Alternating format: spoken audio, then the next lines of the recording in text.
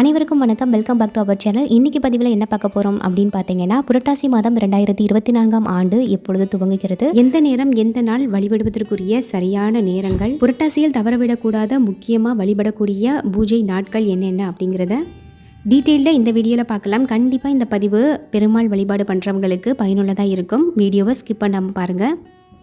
இப்போ தான் ஃபஸ்ட் டைமாக நம்ம சேனலில் வர வீடியோஸ் பார்க்குறீங்கன்னா மறக்காமல் சேனலில் சப்ஸ்கிரைப் பண்ணிவிட்டு பக்கத்தில் இருக்க பெல் ஐக்கானை எனபிள் பண்ணிக்கோங்க. இப்போ வாங்க வீடியோக்குள்ளே போகலாம். புரட்டாசி மாதம் காலநிலை மாற்றம் ஏற்படும் மாதம் என்பதனாலும் தெய்வ சிந்தனைகள் இருக்கக்கூடிய மாதம் என்பதனாலும் இந்த மாதத்தில் பார்த்தீங்கன்னா அசைவம் சாப்பிடுவதை தவிர்க்க வேண்டும் என்பது சொல்லப்படுற உண்மை. அது மட்டும் இல்லாமல் வாழ்க்கையை நல்ல வழிக்கு எடுத்து செல்லும் மாதம் பார்த்தீங்கன்னா புரட்டாசி மாதம் தனி சிறப்பு வாய்ந்த மாதமாக கருதப்படுது.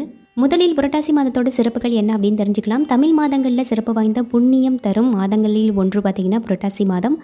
பொதுவாக ஒரு மாதத்தில் ஏதாவது ஒரு நட்சத்திரம், திதி, கிழமை இது எல்லாமே பார்த்திங்கன்னா சிறப்பானதாக இருக்கும். ஆனால் ஒரு மாதத்தில் அனைத்து நாட்களும் சிறப்பாக இருக்கிற மாதம் பார்த்திங்கன்னா புரட்டாசி மாதம்.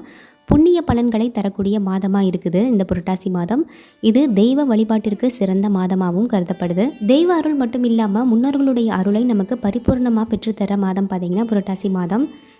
வணங்கும் தானமும் முன்ஜென்ம பாவங்கள் நீங்கி வாழும் காலத்தில் மகிழ்ச்சியையும் வாழ்க்கைக்கு பிறகு இறைவனின் திருவடியில் இருக்கும் பாக்கியமும் நம்மளுக்கு கிடைக்கிறதுக்கு கண்டிப்பாக இந்த புரட்டாசி மாதத்தில் நம்ம சிறப்பாக வழிபாடு மேற்கொள்வதன் மூலமாக நம்மளுக்கு அது பரிபூர்ணமாக கிடைக்கும் அப்படின்னு நம்பப்படுது.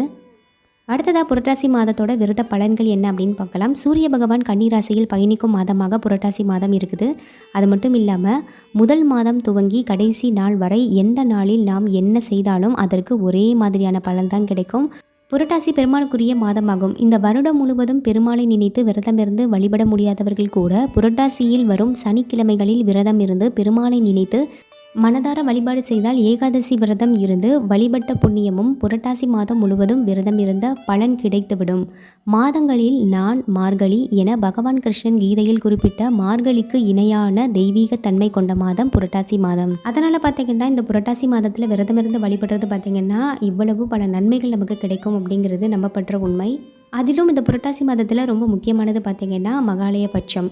அதாவது புரட்டாசி மாதத்தில் தான் பித்ருக்களின் ஆசையை பெறுவதற்குரிய மகாலய பட்சமும் மகாலய அமாவாசையும் வரும். இந்த மகாலய பட்சத்தில் 15 நாட்களும் முன்னோர்களுக்கு தர்ப்பணம் கொடுப்பதும் பிறருக்கு தானம் வழங்குவதும் நம்முடைய பல தலைமுறை பாவங்கள் போகக்கூடியதாக இருக்கும் அப்படின்னு நம்பப்படுது. அதோட நம்முடைய சந்ததியினருடைய வாழ்க்கை சிறப்பாக அமைகிறதுக்கு பார்த்திங்கன்னா இந்த மகாலய பட்சத்தில் 15 நாட்களும் நம்முடைய முன்னோர்கள் அனைவரும் பித்ருலோகத்தில் இருந்து பூமிக்கு வந்து நம்முடன் தங்கி இருந்து நாம் செய்யும் வழிபாடுகள் தர்ப்பணங்கள் எல்லாத்தையும் பார்த்திங்கன்னா பார்த்து நமக்கு ஆசி வழங்குவாங்க அப்படிங்கிறது பெரிய ஐதீகமாக சொல்லப்படுது. அதனால் இந்த புரட்டாசி மாதத்தில் வர்ற மகாலய அமாவாசைகளில் பார்த்திங்கன்னா கண்டிப்பாக நம்ம பித்ருக்களுக்கு நம்ம செய்ய வேண்டிய கடமைகளை கண்டிப்பாக செய்யணும். அடுத்ததாக பார்த்திங்கன்னா முக்கியமானது பார்த்திங்கன்னா இந்த புரட்டாசி மாதத்தில் நவராத்திரி வழிபாடு. புரட்டாசி மாதம் பெருமாளை வழிபடுவதற்கும் முன்னோர்களை வழிபடுவதற்கும் மட்டுமல்லாமல் உலகை காக்கும் ஜெகன் மாதாவாக அம்பிகைக்குரிய மாதமாகவும் கருதப்படுது. அதனால் பார்த்திங்கன்னா புரட்டாசி மாதத்தில் தான் அம்பிகைக்குரிய நவராத்திரி திருநாளாகவும் இருக்குது. மகாலய அமாவாசைக்கு அடுத்து வர்ற 9 நாட்களும் பார்த்திங்கன்னா நவராத்திரி பண்டிகையாக இருக்கும். இந்த நாட்களில் பார்த்திங்கன்னா அம்பிகையை பல்வேறு வண்ணங்கள்லையும் பல்வேறு வடிவங்கள்லையும் கொண்டு நம்ம அந்த காலங்களுக்கு ஏற்ற மாதிரி நம்ம வழிபாடு செய்வோம். இப்படி தெய்வீக அருளை பார்த்திங்கன்னா முழுமையாக பெறுவதற்குரிய அற்புதமான மாதம் பார்த்திங்கன்னா இந்த புரட்டாசி மாதம். அதனால் பார்த்திங்கன்னா இந்த மாதத்தில் உலக இன்பங்களுக்குரிய சுபகாரியங்கள் போன்றவற்றை எல்லாத்தையும் பார்த்திங்கன்னா நடத்த மாட்டாங்க. ஏன்னா இந்த புரட்டாசி மாதம் முழுவதும் பார்த்திங்கன்னா தெய்வ வழிபாட்டிற்குரிய மாதம். அடுத்ததாக புரட்டாசி மாதம் 2024ஆம் ஆண்டு எந்த நாள் வருது, எந்த மாதிரி முறையில் வழிபாடு செய்யணும் அப்படிங்கிறத டீட்டெயிலாக இப்போ பார்க்கலாம். புண்ணிய மாதமான புரட்டாசி மாதம் இந்த ஆண்டு பார்த்திங்கன்னா செப்டம்பர் 17ஆம் ஆண்டு துவங்குகிறது. புரட்டாசி முதல் மற்றும் கடைசி ஆகிய 2 நாட்களுமே பார்த்திங்கன்னா பௌர்ணமி திதியாக அமைகிறதுனால இந்த நாளில் பார்த்திங்கன்னா செய்யப்படும் சத்யநாராயணன் பூஜை பார்த்திங்கன்னா மிகவும் சிறப்பு வாய்ந்ததாக இருக்குது. செப்டம்பர் 17ஆம் தேதி துவங்கி அக்டோபர் 17ஆம் தேதி வரை அமைந்துள்ள இந்த புரட்டாசி மாதம் பல சிறப்புகளை உள்ளடக்கியதாக இருக்குது. அது மட்டும் இல்லாமல் புரட்டாசி மாதத்தில் முதல் சனிக்கிழமை பார்த்திங்கன்னா சங்கடகர சதுர்த்தியும், 2வது சனிக்கிழமையில் பார்த்திங்கன்னா ஏகாதசியும், கடைசியில் வர்ற சனிக்கிழமைகளில் பார்த்திங்கன்னா திருவோண விரதமும் விஜயதசமி ஆகியவை எல்லாமே பார்த்திங்கன்னா அடுத்தடுத்த நாளாக வருது.